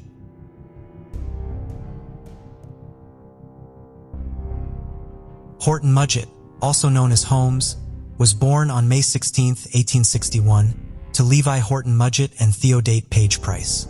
He experienced abuse from his father at a young age and would harm animals as a way to cope with his anger. He got married at just 16 years old and had his first child with his first wife, Clara Lovering. Holmes seemed to have a normal life until he went to college. In 1882, at 18, he joined the University of Michigan's Department of Medicine and Surgery, graduating in June 1884. After passing his exams, he continued studying in the same department and worked in the anatomy lab under Professor William James Herdman. There were rumors that Holmes and the chief anatomy instructor were involved in illegal activities like grave robbing to get bodies for medical study. They were also accused of making false insurance claims for the bodies they used, sometimes altering them to look like they died in accidents. Holmes decided to be on the move all the time. Just before his family thought of stability, Holmes abandoned his family and moved to New York. While he was in New York, he was suspected of the murder of 2 boys. One boy disappeared after he was last seen with Holmes, while the other died after consuming some medicine that Holmes had given him. The police were gathering evidence against Holmes, and he was arrested when he tried to collect $20,000 in fake insurance on a cadaver. But the police did not charge him with murder as there was no proof against him. While the actual identity of Holmes as Mudgett was getting noticed, Mudgett moved to Chicago. In August 1886, after moving there, he changed his name to H. Holmes. When he came across Elizabeth S. Holton's drugstore at the northwest corner of South Wallace Avenue and West 63rd Street in Inglewood, Holton gave Holmes a job, and he proved to be a hard-working employee, eventually buying the store. Holmes purchased an empty lot across from the drugstore, which was later called Murder Castle. Many claims were made that the structure contained secret torture chambers, trapdoors, gas chambers, and a basement crematorium where many victims suffered painful deaths. Holmes actually lured his victims into the hotel, then took them to the torture chambers and sliced his victims open. Holmes then sold the vitals for a hefty sum of money and dissolved the remains in a concentrated acid in the basement. While he was doing such a job, he met Julia, who was married and had a daughter. Julia started having an affair with Holmes without realizing his mental condition. Understanding the affair, Julia's husband left her. So she started living in Murder Castle and soon disappeared along with her daughter. Holmes was arrested in a fraud case. Holmes was subjected to a short jail term, and that was when Holmes met a convict named Mario Hedgepath. When they were in jail, they both struck up a plan to fake an insurance policy for $10,000, where Holmes would pretend to be dead. This plan failed miserably. Holmes then met his acquaintance, Peitzel, who agreed to fake his own death, so that Mrs. Peitzel could collect $10,000 as a life insurance policy, which she was to split with Holmes.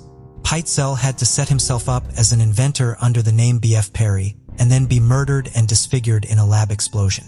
Holmes had to find an appropriate cadaver to play the role of Peitzel. Instead, Holmes got greedy and murdered Peitzel by knocking him unconscious with chloroform and setting his body on fire using benzene. Holmes then collected $10,000 in the name of Peitzel. However, he manipulated Peitzel's unsuspecting wife by getting 3 of her 5 children named Alice, Nellie, and Howard placed in his custody. He later murdered Alice and Nellie by forcing them into a large trunk and locking them inside. He drilled a hole in the lid of the trunk and put one end of a hose through the hole, attaching the other end to a gas line to asphyxiate the girls. Mrs. Peitzel then reported to the police that her kids hadn't returned in a while. That is when the police started looking for the missing children along with Holmes. But when the police reached his hotel, they found the boy dead in the chimney. It seemed like the boy was being chopped up. In October 1894, Holmes' murder spree ended after he was held on an outstanding warrant for horse theft, and after that police became more suspicious. In October 1895, Holmes was put on trial for the murder of Benjamin Peitzel and was found guilty of 27 murders and sentenced to death. On May 7th, Holmes was hanged at Moya Mensing Prison, also known as the Philadelphia County Prison for the murder of Peitzel. Until the moment of his death, Holmes remained calm and amiable, showing very few signs of fear, anxiety, or depression. Walter J. Freeman was born on November 14, 1895, and raised by his parents in Philadelphia, Pennsylvania.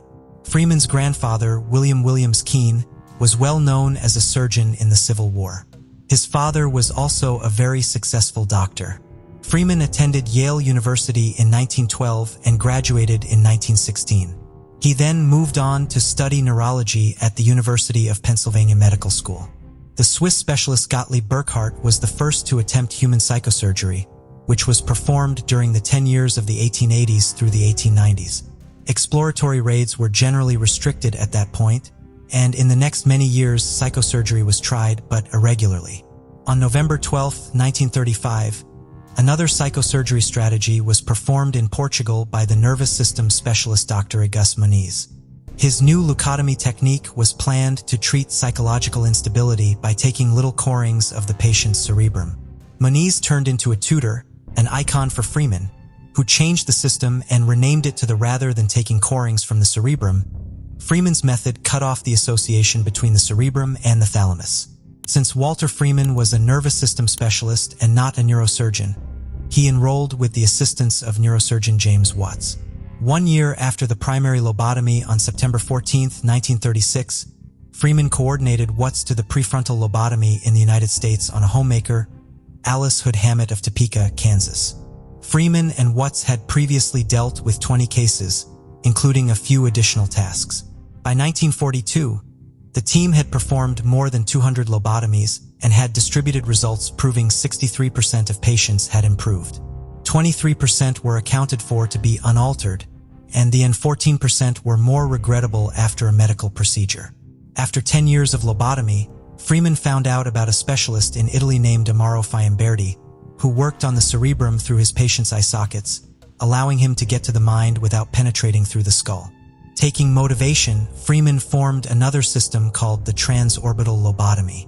This new system was known as the ice pick lobotomy, and it was performed by embedding a metal pick into the edge of each eye socket while pounding it through the meager bone there with a hammer and moving it in to and fro, cutting off the associations with the prefrontal cortex and the cerebrum of the mind. The transorbital lobotomy medical procedure was first performed in Washington, D.C. A homemaker named Sally Ellen Ionesco by Walter. This transorbital lobotomy strategy didn't need a neurosurgeon and could be performed outside of a working room without using sedation by applying electroconvulsive treatment to incite seizures. The adjustments to his lobotomy had Freeman expand this medical procedure. Transorbital lobotomy could be done in mental which were overpopulated and understaffed at that point.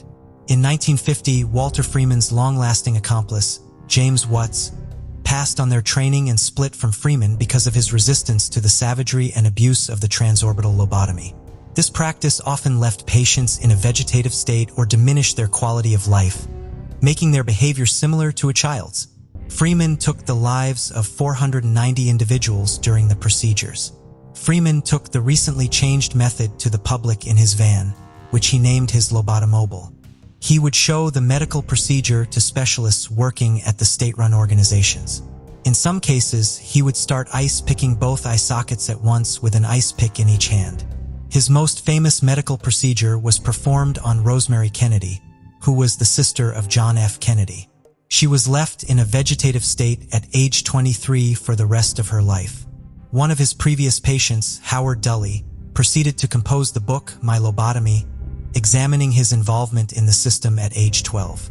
Freeman allowed the media to watch an operation, in which a patient died when the ice pick slipped into their mind. He was noted for acting carelessly as he moved from patient to patient. His permit was canceled after the death of a patient.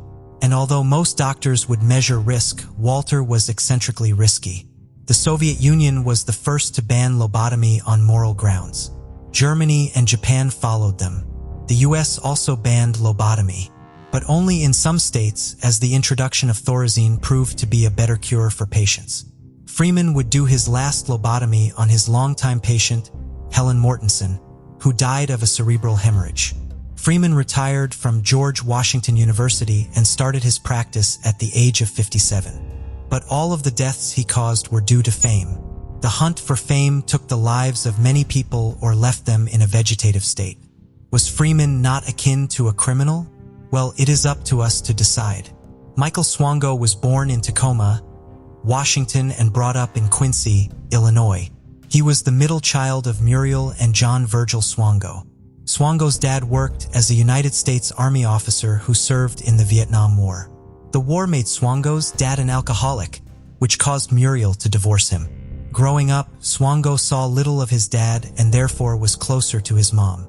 He was the valedictorian of his 1972 Quincy Catholic Boys High School class.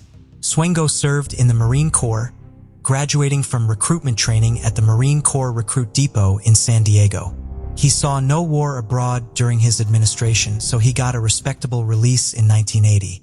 Preparing with the Marines made him love physical fitness. While he was not studying, he was often seen running or performing exercises on the Quincy University grounds. He used to do push-ups as a type of self-discipline when he was criticized by his teachers.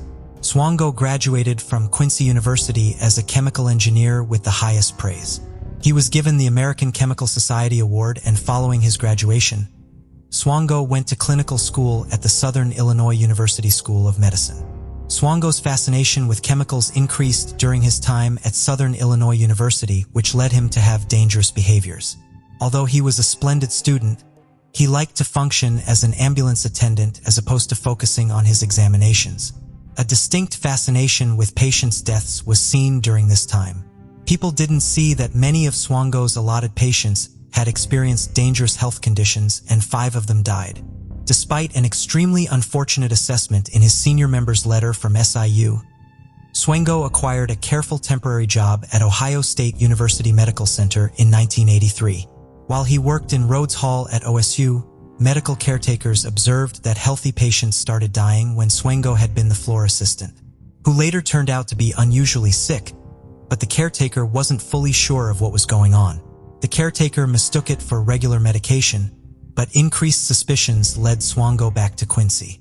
In July of 1984, Swango got back to Quincy and started functioning as an emergency medical technician with the Adams County Ambulance Corps.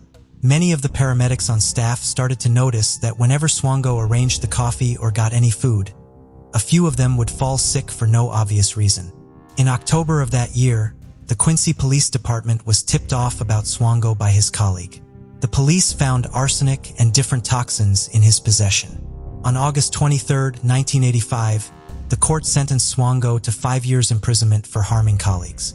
After his release in 1989, Swango got a new line of work as a lab professional for ATI Coal and Newport News, currently known as Vanguard Energy, a division of CETA Logistics. During his time there, employees experienced stomach aches in his presence. Kristen Lynn Kinney, a medical caretaker at Riverside Hospital. The couple fell in love and wanted to marry once they got settled, but Kristen wouldn't know that his only desire was to murder people, which wasn't going to end anytime soon. He worked there until 1991. Then he left his position to search for another opportunity as a specialist. He kept moving from job to avoid any detection of his murderous intentions. He made sure that he didn't stick to one job for too long as he was starting to attract people's attention. Most states won't give a clinical permit to a person with a criminal record, so he forged a reclamation of civil rights letter from Virginia Governor Gerald L. Bales, stating that his voting rights had been restored, due to the reports from companions and partners stating his great behavior. The American Medical Association briefly forgot about Swango when he got into the psychiatric residency program at the Stony Brook University School of Medicine in New York. Yet again, his patients started dying for no reason. After 4 months, Kristen committed suicide and arsenic was found in her body. The police were alerted, and they started getting all the details about the sudden death. And the police launched a criminal investigation. Before the police could get a hold of him, Swango had already escaped the country. In November 1994, Swango moved to Zimbabwe and utilized forged reports to get some work at Neen Luther Mission Hospital. Once again, his patients started dying. Dr. Zashiri, the clinical chief, suspended Swango. Confronted with hard proof of his fake reports and the prospect of a lengthy investigation into his time in Zimbabwe, Swango was charged with cheating the public authorities in March 1998. In July of 1998, he was sentenced to 3.5 years in jail. The judge ordered that Swango should not be allowed to plan or convey food or have any contribution. On September 6, 2000, he confessed to the 3 homicide counts, as well as counts of wire misrepresentation and mail fraud, under the watchful eye of Judge Jacob Mishler. At his sentencing, Swango confessed to having caused 3 homicides, lying about his job and causing the 4th demise, and lying about his 1985 conviction. Investigators read explicit entries from Swanko's book which expressed the joy he felt during his killing spree. Judge Mishler sentenced Swanko to 3 successive life terms with no parole. Shipman was born on January 14, 1946 on the Bestwood Estate, a board domain in Nottingham, Nottinghamshire. He was the second of 3 children of Harold Frederick Shipman, a transporter, and Vera Britz. His parents were faithful Methodists. While growing up, Shipman was a rugby player in youth associations. Shipman turned 11 in 1957, moving to High Pavement Grammar School, Nottingham, which he left in 1964. He succeeded as a distance sprinter during his last year at school. Shipman was exceptionally close to his mom, but unfortunately she was suffering from lung cancer when Shipman was just 17. In the latter phases of her sickness, she was given morphine by a specialist. Shipman saw his mom's pain decrease despite her terminal condition. 1963. On November 5, 1966, Shipman married Primrose May Oxtoby and the couple had 4 daughters.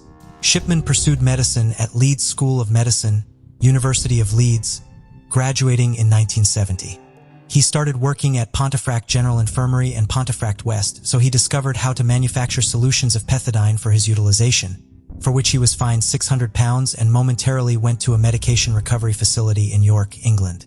He qualified as a general practitioner at the Donnybrook Medical Centre in Hyde, close to Manchester, in 1977. Shipman kept functioning as a GP in Hyde all through the 1980s, and laid out his medical procedures at 21 Market Street in 1993, turning him into a regarded individual in the local area, but nobody in the locality could guess how that fame would be a potential axis of many murders to come. In March 1998, Linda Reynolds of Brooks Surgery and Hyde told John Pollard, the coroner for the South Manchester District, about the high death rate among Shipman's patients.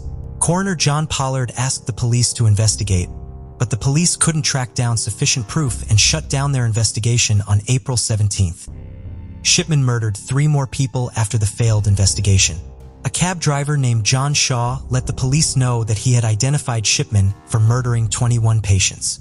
Shaw became suspicious as a number of the senior clients he took to the medical clinic, who appeared to be healthy, died in Shipman's care. Shipman's time as a GP was coming to a close. His last casualty was Kathleen Grundy, who was announced dead at her home on June 24, 1998. Shipman was the last person to see her alive. He later marked her passing testament, expressing the reason for her death as advanced age. Grundy's little girl, legal counselor Angela Woodruff, became concerned when specialist Brian Burgess informed her that a will had been made by her mom, and the will barred Woodruff and her children from claiming Grundy's wealth. But Grundy left £386,000 to Shipman. At Burgess's recommendation, Woodruff went to the police, who started an examination. When Grundy's body was uncovered, it was found to contain hints of morphine, heroin, and the police assessment of his computer uncovered that the medical records were created after her demise. Shipman was then captured on September 7, 1998. The police examined the deaths of different people who died under Shipman's care. The police explored 15 explicit cases against them. They found evidence of him issuing deadly dosages of heroin, marking patients as dead, and making wrong clinical records later that showed their chronic weakness. Shipman was presented at Preston Crown Court on October 5, 1999. He was accused of the murders of 15 ladies by deadly injections of morphine, all somewhere in the range of 1995 and 1998. The casualties were Marie West, Irene Turner, Lizzie Adams, Jean Lilly, Ivy Thomas, Muriel Pamela Hilly, Maureen Ward, Winifred Meller, Joan Melia, Kathleen Grundy. Shipman's lawyers attempted to isolate the Grundy case from the others. On January 31, 2000, following 6 days of thought, the jury found Shipman to be liable for 15 counts of homicide and 1 count of imitation. Mr. Justice Forbes then condemned Shipman to life imprisonment on every one of the 15 counts of homicide. He was never released, while simultaneously he was charged with a punishment of 4 years for forging Grundy's will. Shipman reliably denied his involvement, questioning the logical proof against him. Shipman's wife Primrose supported her husband's innocence even after his conviction. Shipman was the only medical professional throughout the entire existence of British medicine who was responsible for intentionally murdering his patients. Harold Frederick Shipman, referred to by colleagues as Fred Shipman, was an English general specialist who is viewed as the most prolific serial killer in modern history with an expected 250 casualties. Shipman was seen as at fault for the homicide of 15 patients under his care. He was condemned to life imprisonment with the suggestion that he serve an entire lifetime. Shipman hanged himself in his cell at HM Prison Wakefield at 6:20 a.m. on January 13, 2004, the night before his 58th birthday. He was declared dead at 8:10 a.m. A declaration from the Queen's Prison Service showed that he had hung himself from the window bars of his cell using his bedsheets. Adams was born and raised in Randalstown, Ulster, Ireland. He was born into a family of Plymouth Brethren, an Ulster Protestant sect of which he remained a member for his entire life. His father Samuel was a preacher in the local congregation and a professional watchmaker. He also had a passion for cars which he would pass on to Adams. In 1896, when Samuel was 39 years old, he married Ellen Bodkin, age 30. Adams was their first son, followed by a younger brother, William Samuel, in 1903. In 1914, Samuel Adams died of a stroke. 4 years later, William Samuel died in the 1918 influenza pandemic. This loss affected Adams gravely, but he still continued to pursue his education. In 1921, Surgeon Arthur Rendell Short offered Adams a position as an assistant houseman at Bristol Royal Infirmary. He spent a year there but did not prove to be a success. On Short's advice, Adams applied for a job as a general practitioner in Christian practice in Eastbourne, Sussex, and got the job. Adam moved to Eastbourne in 1922 to work as a general practitioner. Eastbourne was one of the wealthiest places. Gertrude Hullett, a member of the Eastbourne locality, had been depressed since the death of her husband. Adam was the one who treated her. Mrs. Hullett expressed her wish to commit suicide, which was when Adams prescribed sodium barbitone to relieve her pain and suffering. Grateful for the attention she received, she wrote a check for £1,000 on July 17, 1956, which Adams met his banker and ordered him to cash the check in a single day instead of 7 days to avoid any suspicion. The following day, Hullett took an overdose of sodium barbitone and fell into a coma. Dr. Harris attended her without the notice of Dr. Adams. Adams met with Harris and they both declared the condition a brain hemorrhage. A pathologist came to collect the samples from her stomach to rule out the possibility of narcotic poisoning, which both doctors deemed unnecessary. Hullett was alive and Adams contacted a coroner to examine her. He declared that she had bronchopneumonia and had died on July 23, 1956. A post-mortem was done on her and the coroner found large quantities of sodium barbitone in her stomach. Before there could be an investigation, Adams gave suicide as the reason on her death certificate and cremated her, leaving no trace of evidence. Mrs. Hullett had left a Rolls-Royce Silver Dawn in her will for Adams, written just 5 days before she died. And Adams became the wealthiest GP in all of England. The police then received an anonymous call indicating the deaths of many of Adams' patients were foul play. Then the case was passed on to Hannam. Hannam also noticed that the cases Adams dealt with could well point towards foul play due to the number of people who left their wills for Adams.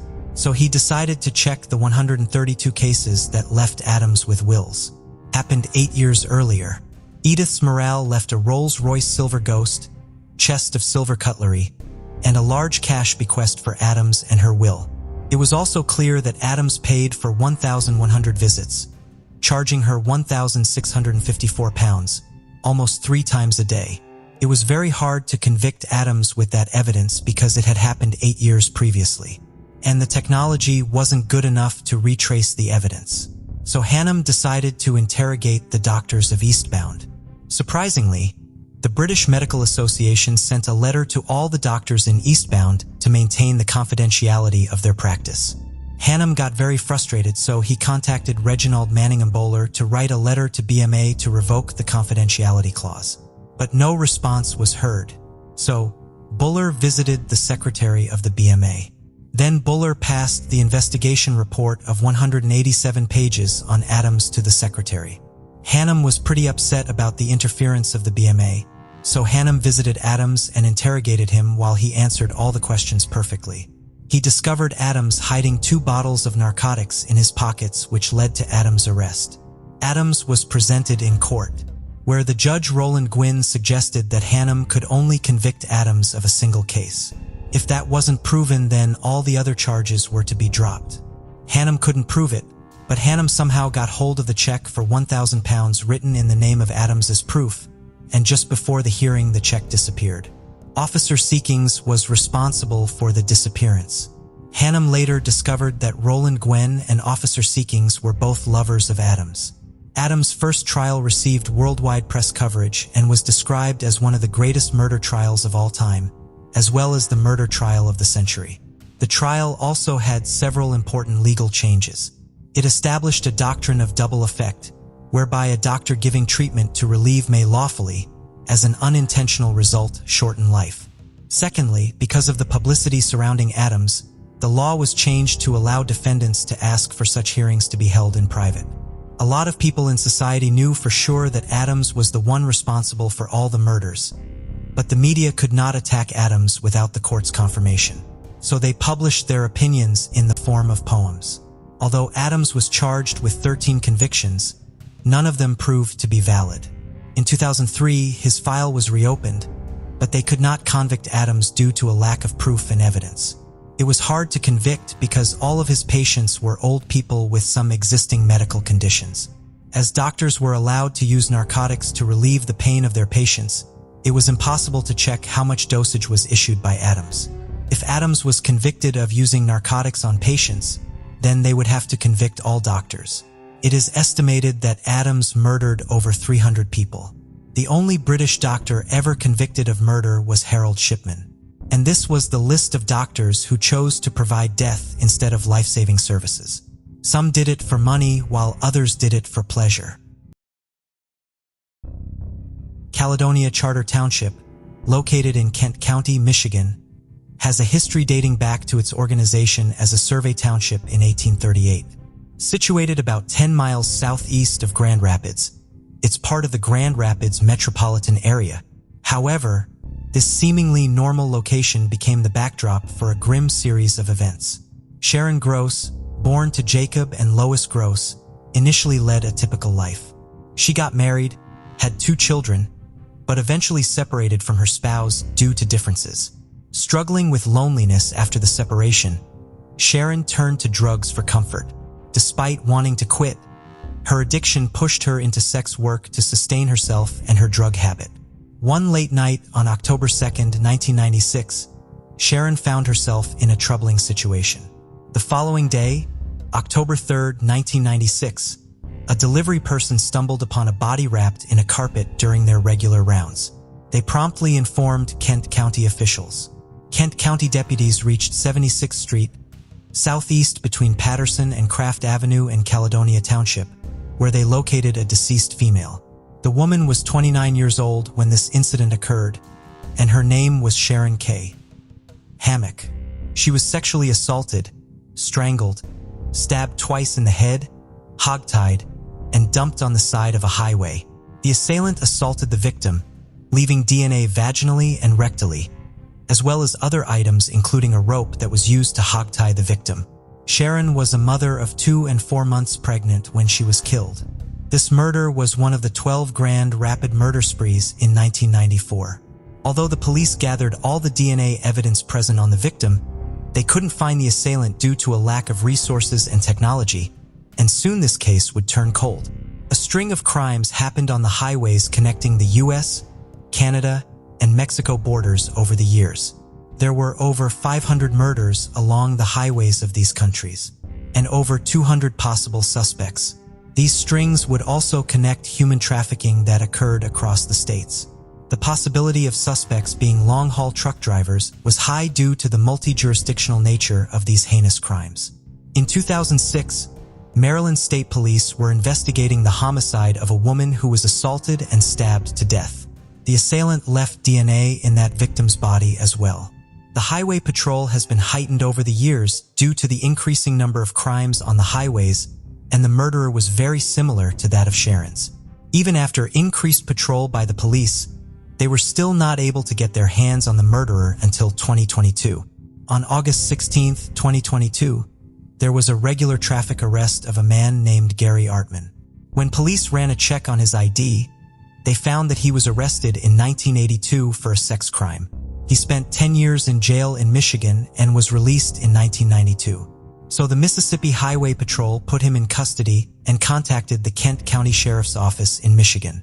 They verified his DNA with the crimes that occurred on the highway with the help of the Forest County Sheriff's Office in Mississippi, the Jefferson County Sheriff's Office in Alabama, the Columbia County Sheriff's Office in Florida, the Michigan State Police Crime Lab, the Kent County Prosecutor's Office, and the U.S. Postal Inspection Service. Using IgG, they were able to check that the DNA of the perpetrator found in the Maryland case in 2006 and Sharon K. Hammock's case in 1996 was from the same person.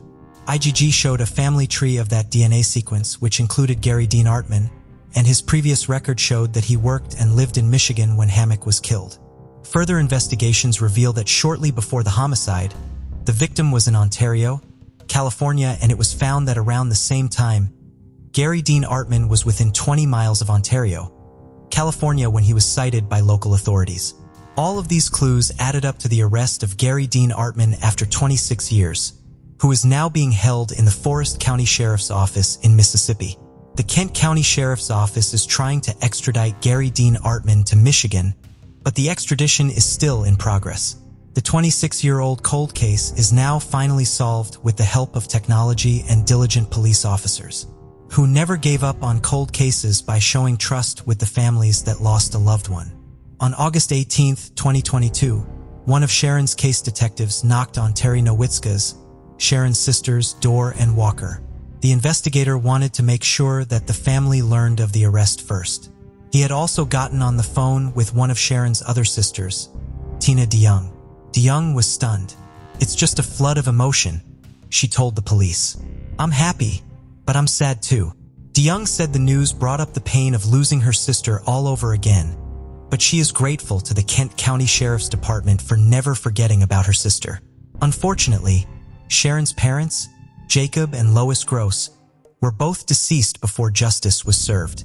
"Mama, we got justice for her," DeYoung said Thursday night, looking up toward the sky. "I'm sorry it didn't happen before the good Lord took you, but justice will be served.